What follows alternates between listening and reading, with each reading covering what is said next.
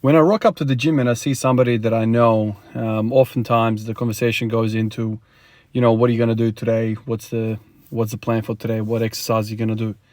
And a lot of people know the answer to this for themselves, what they're going to do, what they're trying to achieve for the day. And when they ask me, I usually say I've got no idea. And as funny as that sounds, not knowing what you're going to do at the gym, it's true. The reason why I say this is because I don't really know what I'm capable of until I warm up and I feel the bar. This is, I guess, the essence of training by feel, training with auto regulation, training by touch, feel, whatever you want to call it.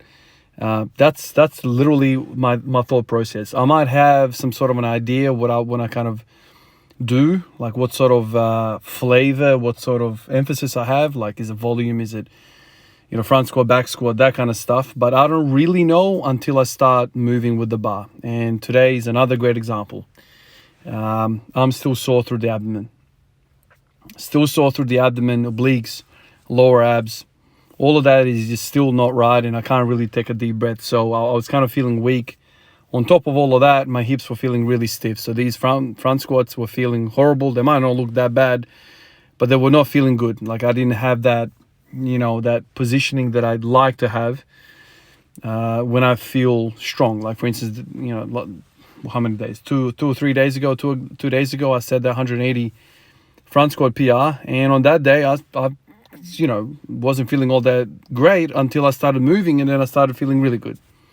So today I just kind of got through the front squats, hit 150 and went to deadlifts.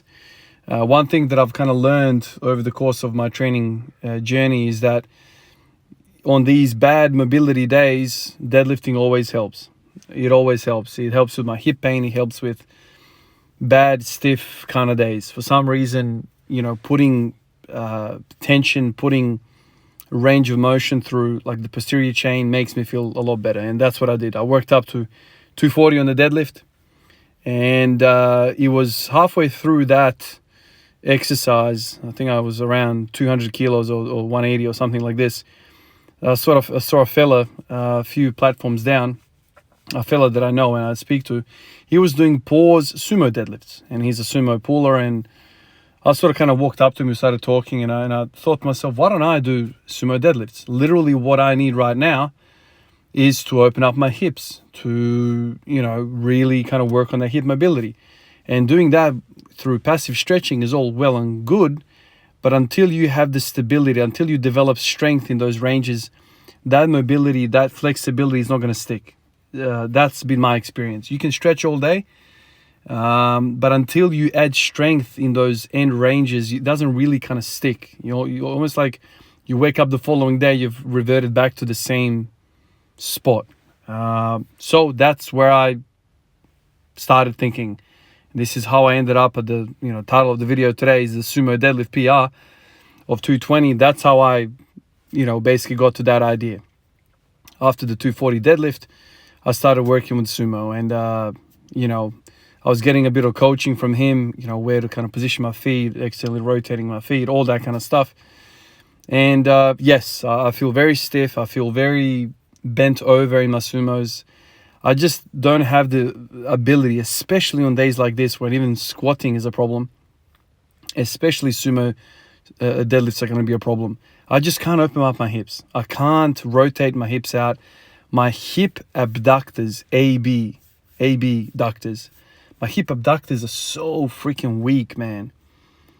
Like everything I do, my comfort level, my good spot is when my feet are close together. I like to squat like that. I like to deadlift like that. I like to do everything like that. Having my feet apart is so freaking taxing to me, so uncomfortable. And because I don't have that range, the first thing I want to do is bend over like a conventional, because that's the position that I'm familiar with. So I was trying my absolute best to kind of stay upright, but I just can't open up. Simply, I can't open up. So this sumo deadlift PR is really like a wide stance conventional. In my mind, I was thinking, okay, just do a frog stance. The last time I tried to deadlift, I was using a much more wider stance, and that ultimately was too much too soon. Today I was like, okay, let's do the frog stance, kind of like Ed Cohen type thing. There's a few other people that do this, and still, even the frog stance, I look too bent over, too leaned over, and all that stuff. So, but I felt good. As I was doing the sets, I was talking to the fella, and I was like, man, my hips are already opening up.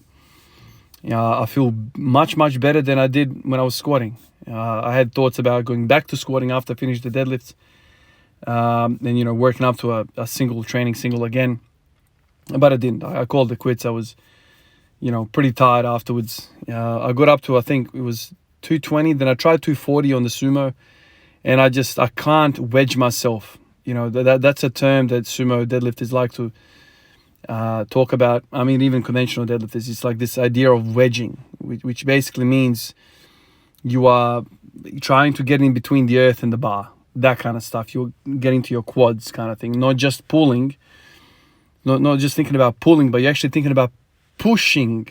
And this is where the whole wedge idea comes from. I couldn't wedge myself for the 240, and that was it. But my back, in that kind of a bit of a wider stance, was feeling a little bit better. Like I just felt quite a lot of power there to pull. I just can't get contribution from my quads. And so then from that point, I went down to 200, and there's, I think, doubles and triples, 180, 140, and that was basically the day. But it got me thinking. It got me thinking about my hip abductors. It got me thinking again for the millionth time about all the powerlifting greats, Louis Simmons specifically talking about you have to train your weakness. If you are weak in that wide stance position, you need to strengthen that, because that's going to even carry over to the, narrow stance pulling, conventional pulling. And I believe that. I even feel right now that it would probably carry over to my squats as well. Because when you squat, there is a degree of abduction, in the hips, right? You're trying to spread the knees apart.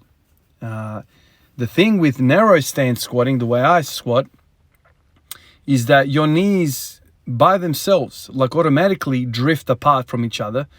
They turn out because your stance is so narrow. So the knees have to go out. They can't go in anymore, right? They're going to freaking hit each other. So they go out. You can compare that to somebody who does a wide stance squat. So if you are somebody that squats with a wide stance and you have a problem of knee buckling in, or knee valgus, basically knees going inside the line of the toes, the direction that they're pointing, what I usually tell people is just bring your stance in. Basically, if you think about the extremes of that, if you have your feet completely touching together, right, the absolute extreme of narrow stance squatting, your knees can't go in anymore, man. They're going to naturally want to spread out. It's just the way it is. Obviously, no one squats like that, but it's a continuum, right? So if you have knees that are tracking in, maybe you're squatting too wide. Obviously, the narrower you go, the more hip mobility you require from like the external hip rotation aspect. That is just interesting. It's interesting. It makes sense, right? If I spend all of my freaking life in that similar, the way I deadlift, the way I squat, it's all kind of very similar stances. Of course, I'm going to feel very, very exposed to have my feet really kind of in a wide position. Even a frog stance feels really weird for me. And then after today, I went straight home, and I went straight into the garage, and I was still messing around with externally rotating the abductors, all that stuff. And I ended up, seeing a video by a few people. There was one with Mark Bell. He was being coached to Sumo Deadlift by Ed Cohen, of all people, like one of the greats of all time.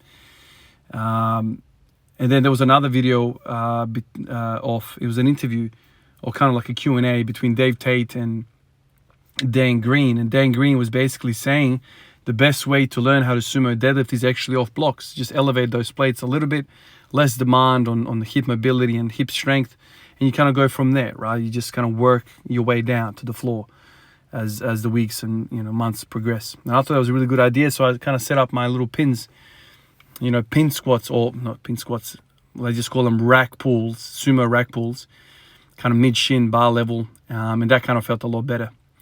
So I was kind of messing around with that. And the video with Mark Bell and Ed Cohen, it was really interesting to see that Mark Bell was basically describing and looking like the same struggles that I have. Ed Cohn will put him in a position, a setup, and Mark Bell a few times said, I literally feel like I have no power to pull from this position. And it's a mobility problem, right? He's too, what's it called? Internally rotated at the hip, and he can't, abduct his hips any further. And in those awkward positions, you can't, display any strength. You're just in a almost tangled up position in your hips, and you just can't exert force that way. So it's something to work on. I like the fact that my hips started feeling a lot better. So before the session felt bad. After the session, I feel really good. And it's because of that wide stand, narrow stance kind of idea. So maybe, tomorrow if I rock up and I have these, not so mobile moments, maybe I'll go to some sort of like rack pull sumos and just work on that. Right now, as I'm sitting here, I feel like I'm going to have DOMs in those external rotators, in those abductors rather, the TFL and all that. And that kind of all rolls up into the same idea that I always talk about of this right hip pain that I have, which is perfectly positioned over the TFL. In the past, I thought it was a radiation of pain from the adductor kind of tendon, proximal tendon, at the origin somewhere around there, or a hamstring that radiating into the hip. As I was doing the sumos, it felt as though that I was stretching the TFL in a weird way.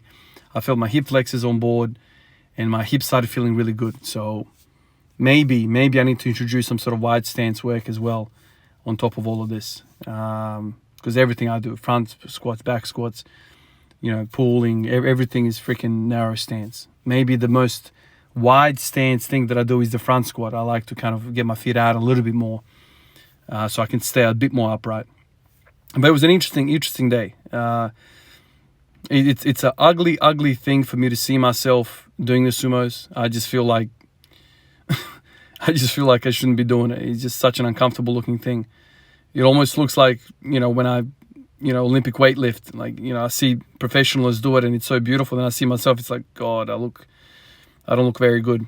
But this is the part of the whole kind of mentality of you have to do what you're not good at, man. You have to do it. And I know we don't like to do it.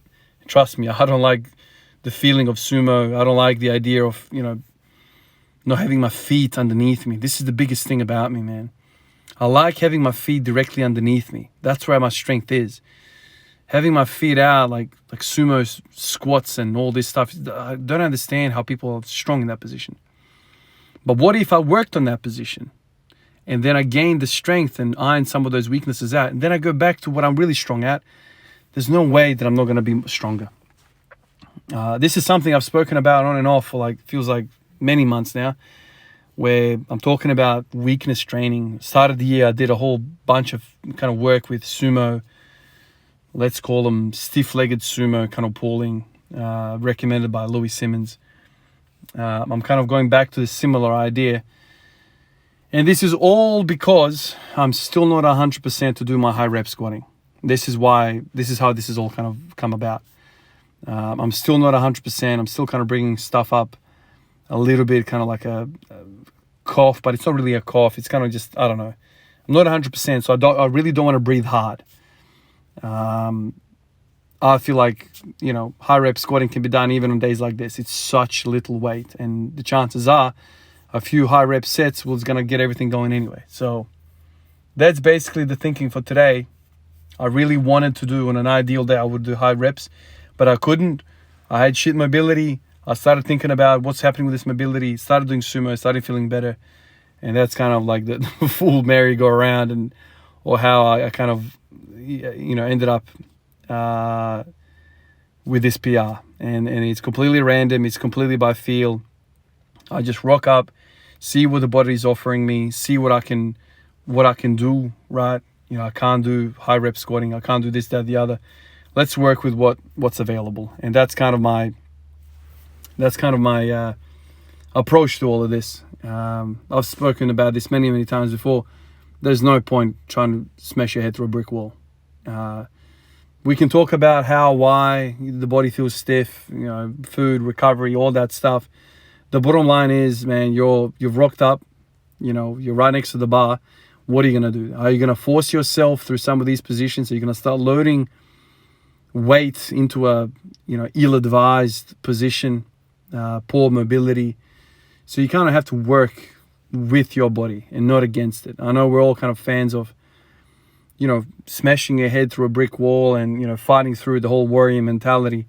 Eventually, you have to kind of realize to yourself, okay, I want to work hard, but I can't do whatever I want to do. It's whatever the body's offering.